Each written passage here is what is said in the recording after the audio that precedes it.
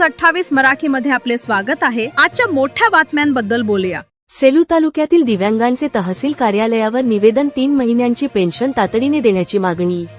सेलू तालुक्यातील दिव्यांग बांधवांनी तहसीलदारांना निवेदन देत शासनाकडून देण्यात येणारी दरमहा ₹2500 दिव्यांग पेन्शन गेल्या 3 महिन्यांपासून अनेक लाभार्थ्यांच्या खात्यात जमा होत नसल्याची तक्रार केली आहे।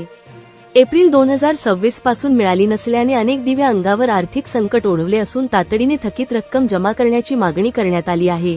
निवेदनात म्हटले आहे की शासनाच्या नियमानुसार दिव्यांना दरमहा ₹2500 पेन्शन दिली जाते, मात्र एप्रिल 2026 पासून काही लाभार्थ्यांच्या खात्यावर जमा झालेली नाही। त्यामुळे अनेक दिव्यांग बांधवांना उपजीविकेसाठी अडचणींचा सामना करावा लागत आहे।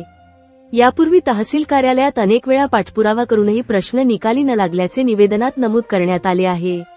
संपूर्ण सेलू तालुक्यातील पात्र दिव्यांग लाभार्थ्यांना नियमित पेन्शन मिळावी, कोणताही पात्र लाभार्थी वंचित राहू नये, तसेच थकीत पेन्शन तातडीने जमा करावी अशी मागणी करण्यात आली आहे।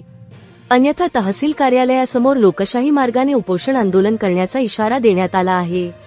यावेळी निवेदनावर गुलाबराव खेडकर, प्राध्यापक राजाराम जोडगे, उत्तम लोखंडे, अंकुशराव पांढरे, कैलास गोरे, रामेश्वर भक्त पांचाळ, शिवाजी अवचार, भारत पांचाळ, मधुकर ठोंबरे, सोनाजी अंभोरे, महादेव सरोदे, पवन बनसोडे, संजय उफाडे, शिवाजी क्षीरसागर, अर्चना सावंत, अनंता महाजन, आराध्या राठोड, अली शेख आदी दिव्यांग बांधव उपस्थित होते।